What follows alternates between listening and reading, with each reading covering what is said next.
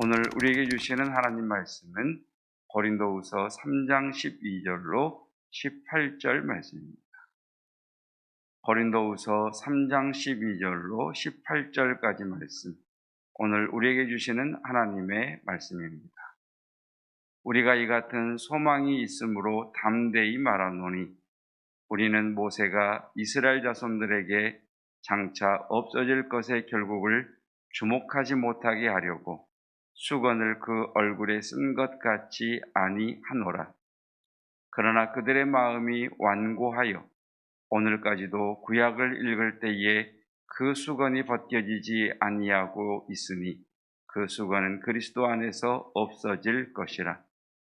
오늘까지 모세의 글을 읽을 때에 수건이 그 마음을 덮었도다. 그러나 언제든지 주께로 돌아가면 그 수건이 벗겨지리라. 주는 영이시니 주의 영이 계신 곳에는 자유가 있느니라. 우리가 다 수건을 벗은 얼굴로 거울을 보는 것 같이 주의 영광을 보매 그와 같은 형상으로 변화하여 영광에서 영광에 이르니 곧 주의 영으로 말미암음이니라. 아멘. 하나님의 말씀입니다.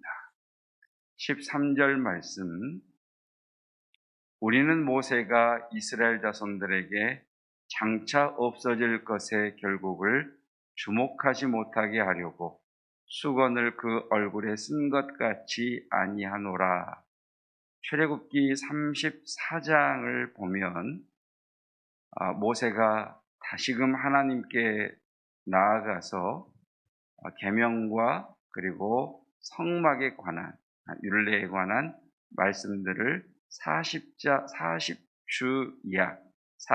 40야를 하나님의 얼굴을 배웠고 하나님께서 기록하신 그 돌판을 들고 하산하게 됩니다. 시내산에서 하나님을 배웠고 내려온 모세의 얼굴은 하나님을 배우는 것으로 인해서 광채가 나게 됐는데 모세 자신은 정작 그것을 알지 못하죠. 그리고 진중에 내려왔더니 제사장과 아론과 이스라엘 모든 백성들이 모세를 두려워하는 겁니다. 왜 두려워하나 봤더니 모세의 얼굴에 나는 광채로 말미암아 이스라엘 백성들이 모세에게 가까이 나아가지를 못합니다. 그래서 모세는 수건으로 그의 얼굴을 가렸고 수건으로 얼굴을 가린 후에야 이스라엘 백성들은 모세에게 가까이 나아가게 된 사건이 출애굽기 34장입니다. 이 말씀에 대해서 사도 바울은 고린도후서 3장 13절에서 이렇게 질문하고 있는 겁니다. 모세가 하나님의 얼굴을 배움으로 인해 그의 얼굴이 광채로 빛이 났다.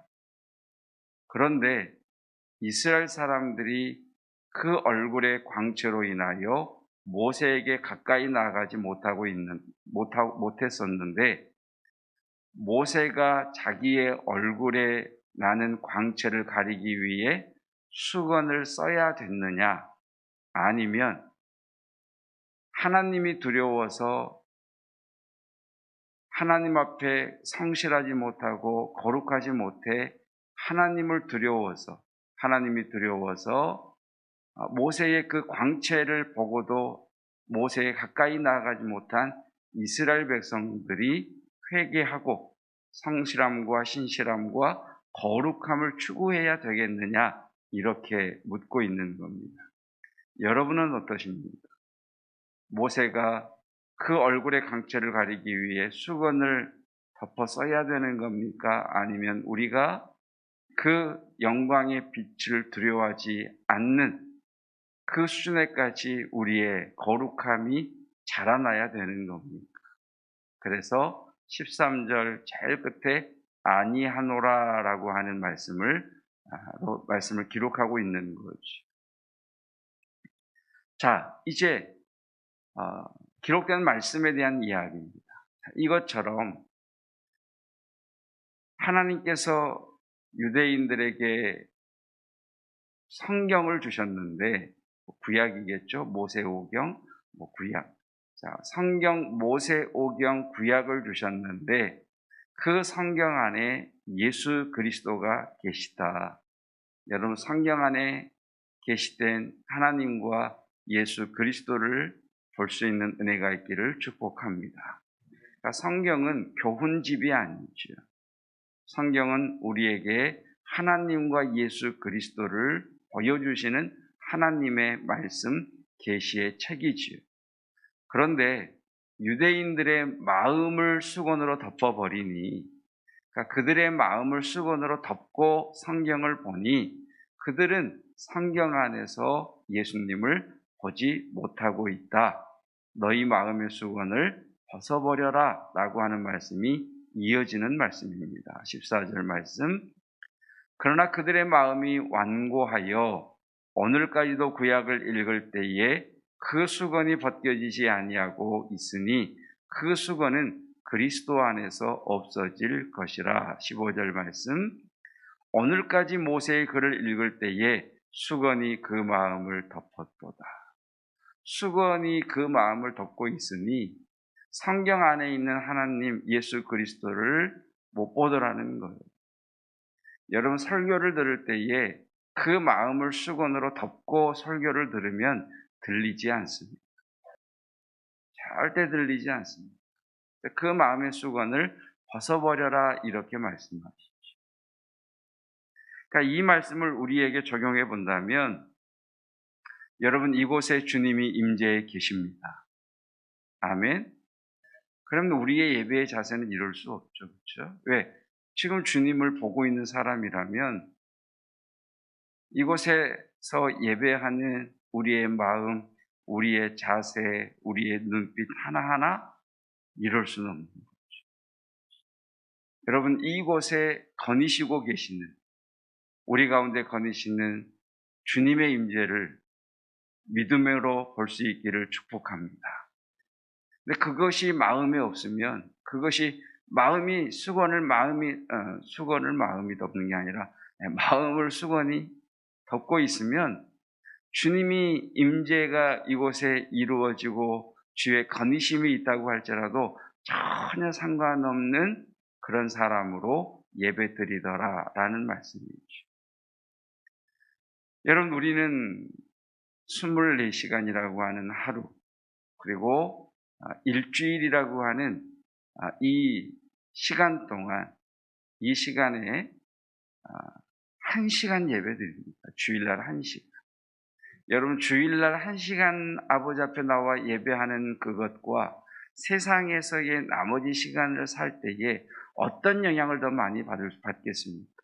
그런데 여러분, 예배 가운데 우리 마음의 수건이 거두어지고 예배 가운데 임하신 주님을 배움는다면, 그 예배 가운데 하늘의 문을 여시고 하늘의 새 힘을 공급하셔서 우리로 하여금 능히 세상을 살아가게 하시는 주님의 은혜 베푸심을 경험한다면 시간의 많고 적음은 전혀 관계가 없을 것입니다. 여러분, 예배 가운데 또 찬양 가운데 기도 가운데 저와 여러분들의 마음은 오로지 하나, 주님의 임재의 영광 가운데 있는 그 마음으로 모두어지기를 주님의 이름으로 축복합니다. 주일날 말씀이 포커싱, 초점에 대한 말씀이었잖아요. 초점이 분산되어 버리면 보편적 진리일 뿐입니다. 그러나 그 보편적 진리가 초점이 맞추어지고 집중력이 생기고 돋보기처럼 햇빛을 모은다면 여러분, 놀라운 역사와 놀라운 사건들이 우리에게 경험되어질 것입니다. 오늘 말씀은 우리에게 이렇게 요구합니다. 마음의 수건을 벗어버리고 예배 가운데, 우리의 기도 가운데, 우리의 찬양 가운데 계시는 그 주님을 배울 수 있도록 하라라고 말씀하고 계십니다. 16절입니다. 함께 읽겠습니다. 그러나 언제든지 주께로 돌아가면 그 수건이 벗겨지리라. 그때에 우리는 참된 자유를 얻을 수가 있겠지요. 17절 말씀 함께 읽겠습니다. 주는 영이시니 주의 영이 계신 곳에는 자유가 있느니라. 기도하겠습니다. 이곳에 주님께서 임재해 계십니다. 우리는 하나님의 거룩하고 영광된 보좌 앞에 나아가 때를 따라 돕는 주의 은혜를 사모하며 이 자리에 머물고 있습니다.